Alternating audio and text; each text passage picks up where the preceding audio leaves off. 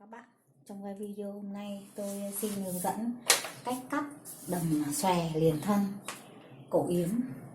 Chúng ta sẽ cắt lên một mảnh vải hoa đã in sẵn mẫu và chúng ta sẽ không làm hỏng cái bố cục hoa, mà là hoa sẫm chúng ta cho lên trên, cái phần hoa dày và hoa mỏng thưa thưa dần thì là xuống dưới chân váy. Vậy thì chúng ta sẽ có một cái váy xòe liền, xếp ly nhưng mà lại liền, cắt liền từ trên cổ xuống dưới tận gấu đầm. Vậy là chúng ta sẽ cắt nó hơi khác kiểu đi một chút nhé. Số đo của chúng ta là dài này 95 này, dài đầm 95, vai 37, ngực 84, eo 68, mông 88, hạ eo 38, hạ ngực 24. Đây sẽ là số vải gập đôi này. Các bạn vẽ xuống 2 cm này, lấy xuống 2 cm, chúng ta lấy dài đầm, dài bằng số đo.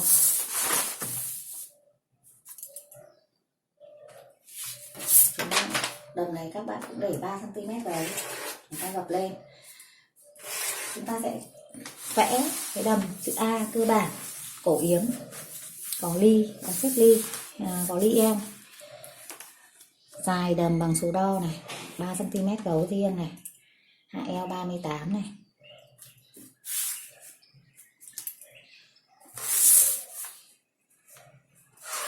Hạ mông 18.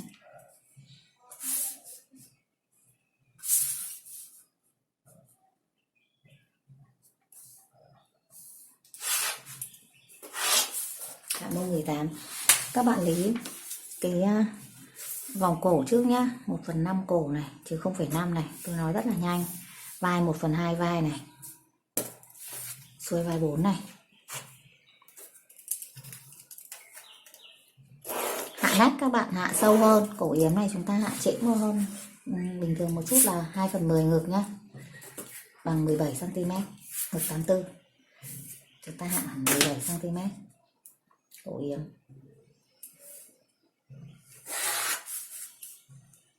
Không tay, chúng ta hạ hơi trễ xuống một chút, sát quá cũng không đẹp.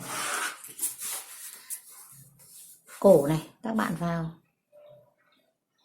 cổ yếm nhá, các bạn vào 9 cm này, sâu 10 cm này.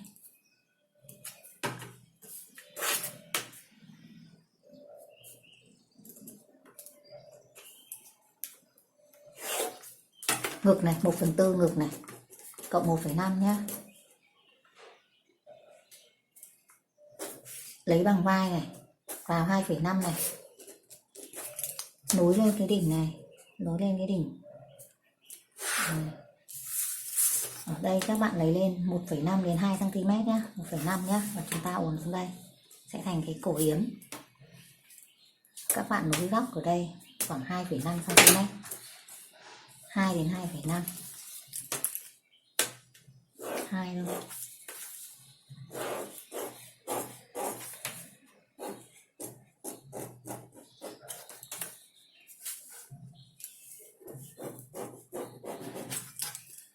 Nếu là các bạn lấy vào bằng vai vào 2,5 nhá, thì là cái thân áo nó sẽ không bị lẹ, nó đủ che kín.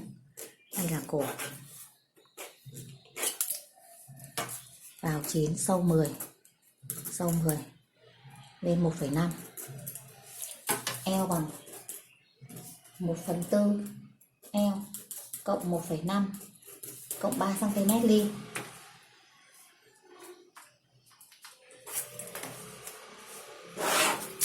Mông bằng 1/4 mông, cộng 1,5.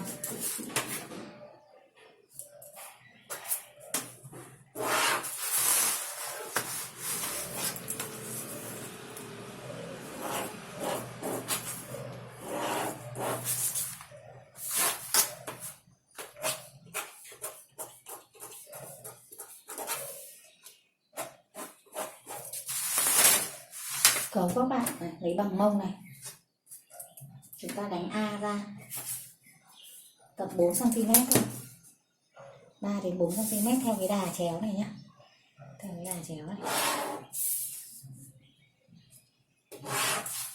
Xa gấu 1,5.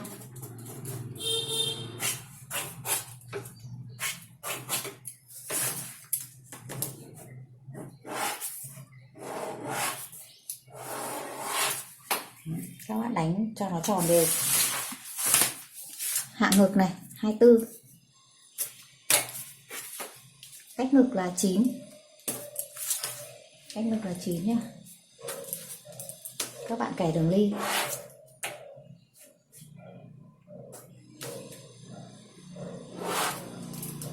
Nhả xuống 3 cm nhá. Sâu đi 15 này, 15 này, nhả 3 này, 1,5 cm mỗi bên này. Chúng ta kẻ cái ly này.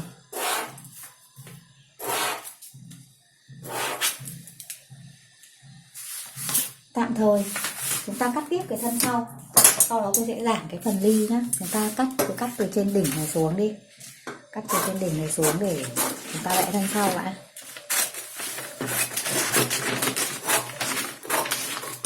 Đó, thân sau rồi chúng ta sẽ bổ mảnh của chiếc đầm và chiếc ly liền thân này.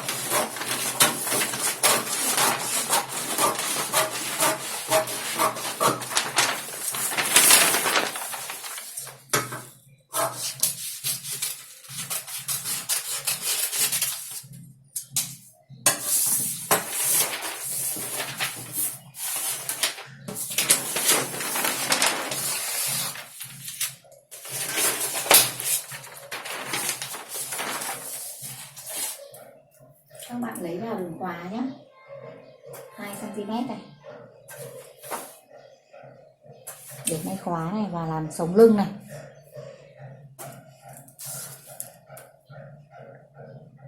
Đầm này các bạn có thể may khóa sống lưng mà cũng có thể may khóa cạnh sườn, nhưng mà theo tôi thì thấy thì là khóa sống lưng cũng được mà khóa cạnh sườn cũng được. Tôi cứ hướng dẫn đúng nhé, vẫn có khóa sống lưng.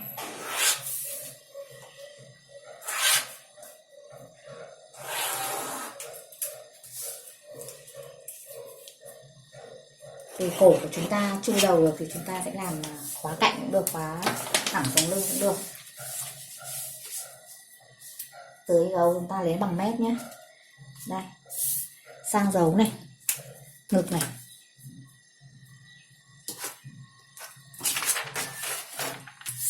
eo này, mông này, sang gấu nhé. Các bạn đánh dấu cái phần sang lên 1,5 này, phần dấu dưới cùng đây. Chồm vai 2 cm, các bạn lấy lên. Chúng ta kẻ song song rồi và không phải lấy cổ lần nữa. Nhấc căng ra 1/2 vai, cổ vào 9. Cổ sau ấy các bạn cũng sẽ làm yếm nhá, như cái thân trước. Thì thân trước chúng ta làm yếm, thì thân sau chúng ta cũng thành một cái vòng tròn yếm ở đằng sau.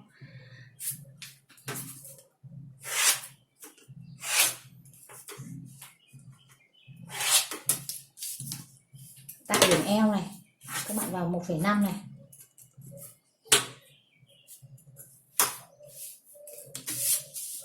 Cổ này vào 9 rồi này. Các bạn lấy sâu xuống tầm 5 nhé, sâu 5 đi, vào 9 này. Ngực này kẻ đường này nữa, kẻ chúng ta kẻ hơi xuống hơn một chút. Đoạn này vào 0,2.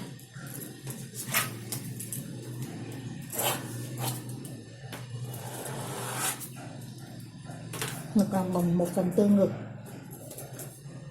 1/4 ngực cộng 0,5 nhé. Bằng vai này vào 1 này, nối vào đỉnh này này. Sau đó các bạn lên tầm 1 cm và chúng ta uốn nhẹ cái cổ đằng sau. Đằng sau chúng ta sẽ thành cái cổ như vậy. để cho nó thống nhất với cái bên trên, với cái cột thân trước. Đoạn này các bạn hơi đánh vào một chút xíu thôi. Đoạn này chúng ta cua lên tầm 1,5 cm khoảng tại đây.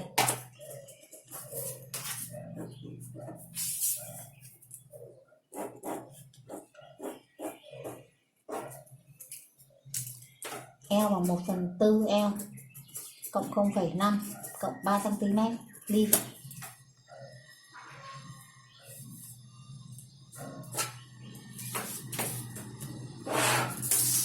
Mông bằng 1/4 mông cộng 0,5. Mông này chúng ta này lượn cái đường này ra đây, nối tiếp này.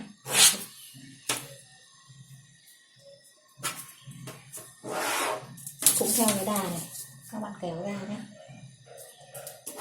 ra kiểm tra lại, ra thêm một chút nữa.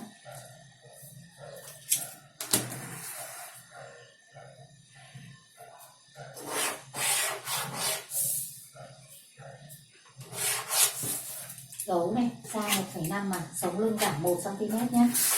Sống lưng các bạn giảm 1 đi. Chúng ta đã có thân sau, gấu của thân sau. Ly này các bạn chia đôi đường này, chia đôi thẳng từ đây ra đây nhé. Kẻ thẳng.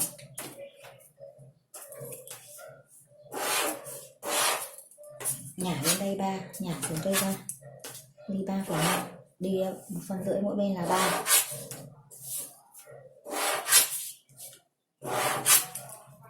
Chúng ta đã có thân sau. Các bạn nhớ đo cái đường dây này, cái dây này nhá. Thân sau là 4 cm này. Dây này 4 này, thân trước là chúng ta đo lại này.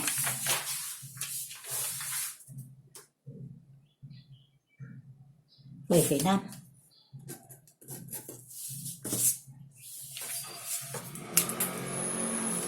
7,5 nhá. Và chúng ta có dây 11,5 cm. Chúng ta cắt ra cái cắt nguyên bản đã nhá. Cái cắt nguyên bản cái phần này đi để cho nó dễ hiểu.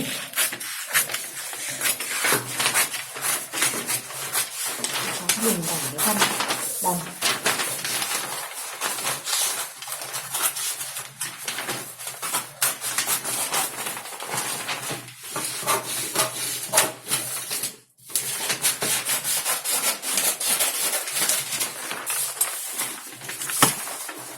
Sống lưng các bạn giảm 1 cm này.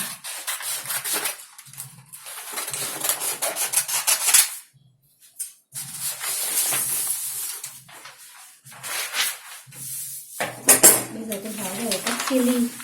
Chúng ta sẽ làm ly rời, ly liền ở thân, nó không phá mất, hỏng mất cái bố cục của các bông hoa, nó được in liền với nhau. Thì đây là thân trước này, eo của chúng ta đây, đây là mông, đây là eo. Chúng ta sẽ vuốt ly xuống 7 cm nhé, sâu xuống một chút chứ không vuốt tại eo. Tôi sẽ vẽ được này. Đấy, thân trước chúng ta sẽ bổ ly, thân dưới thì là thành những nếp ly xếp liền luôn. Có 4 ly mỗi bên thân, là 8 ly đằng trước, 8 ly đằng sau. Vậy thì các bạn sẽ chia như thế này. Cái đoạn eo này chúng ta làm 2 ly, đoạn này có 1 ly này, ly này tại điểm này là 2 này, hai bên này nữa là 4 ly này. Các bạn này chia này, lấy đây là 5 phân này, 5 cm, đây là 2,5 cm nhá. Đấy là 2,5 này, đây là 5 này. Ly thứ nhất các bạn cày thẳng đều lên.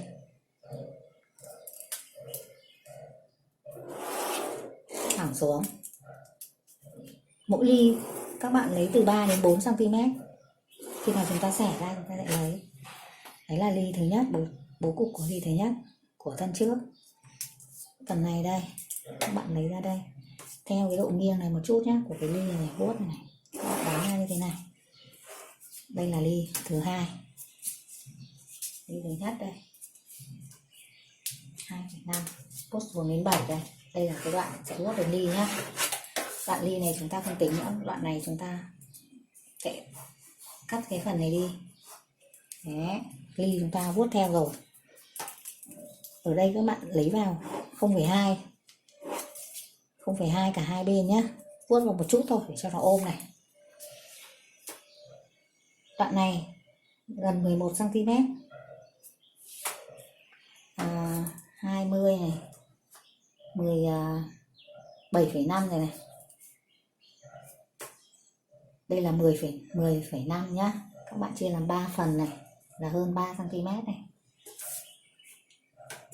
Đấy. Đây, chia ra tí nữa. Chúng ta sẽ có ghi ở đây. Ghi ở đây. Phần đoạn này các bạn cứ cày thẳng xuống. Cày thẳng, chia đều. Đoạn này các bạn uốn nhẹ. Uốn theo đây. Uốn theo. Đoạn này cũng thế nhá. Cũng không cần phải thẳng quá đâu. Thẳng quá trông nó sẽ cứng. Các bạn có độ uốn một chút. Đoạn này các bạn cũng vuốt 0,3, đoạn này 0,2 cả hai bên. 0,3, 0,2 để cho cái phần nách của chúng ta nó ôm. Đấy là đã xong phần thân trước. Thì đầm của chúng ta nhé, chúng ta sẽ cắt rời ở đây để lấy ly thôi, là lấy nhấc ra để làm ly. Còn phần này chúng ta cứ thế kéo liền ra, nó sẽ ăn liền lên với cái trên mảnh vải rồi, chúng ta không cần phải cắt nó ra làm gì, vì chúng ta sẽ đẩy theo. Vậy là chúng ta chỉ cần lấy phần này thôi, chúng ta cắt hết cả thân nó hơi phức tạp. Đây nhá, đoạn này xuống 7 cm, các bạn chú ý. Chúng ta đã lấy xong ly của thân trước. Đây là thân sau.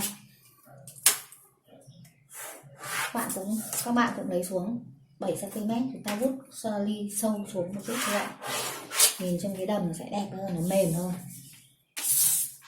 7 cm.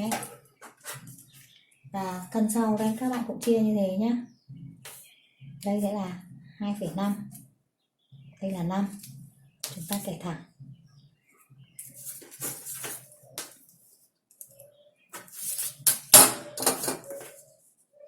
Thân sau cũng làm ly như vậy.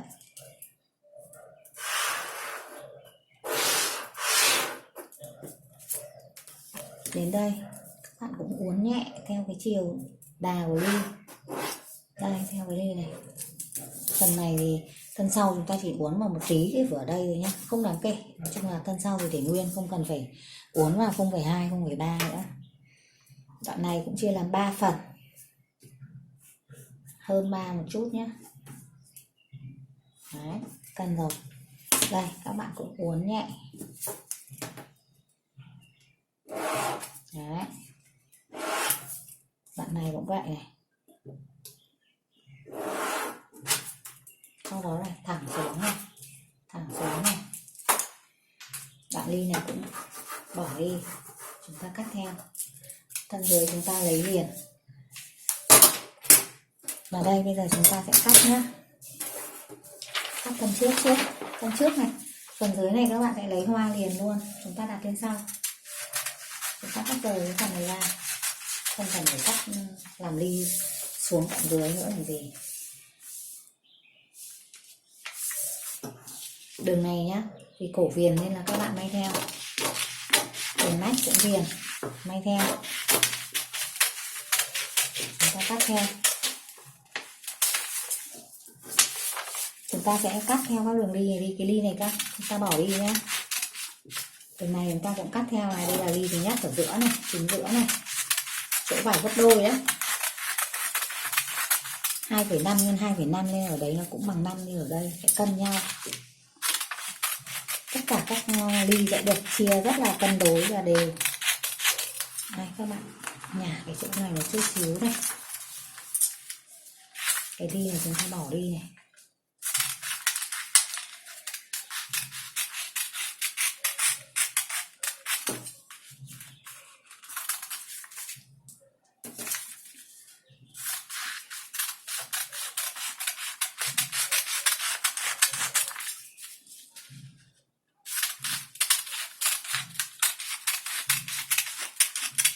Vậy là chúng ta đã cắt thành 5 phần của thân trước này.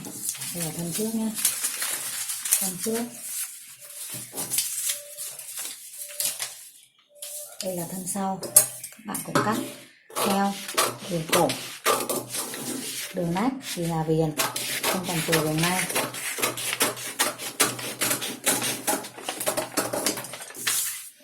Đường thân số 7 cm đây.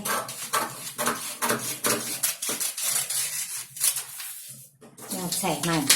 Chỗ này là khóa nhá. Tôi cứ để nguyên cái chỗ sống vải gấp đôi này, chúng ta cắt sau này. Đây là đường đi thứ nhất này, 2,5 cm này. Nó sẽ ở chỗ cái này khóa đấy. Đường đi thứ hai này.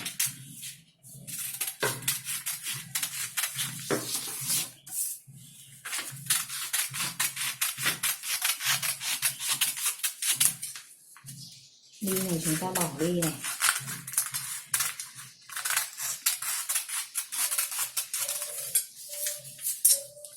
Đường thứ ba này.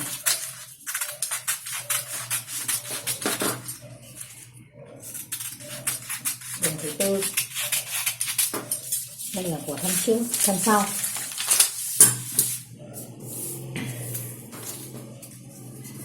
Chúng ta đặt lên tập giấy, cắt xong chúng ta sẽ lấy lên vàng.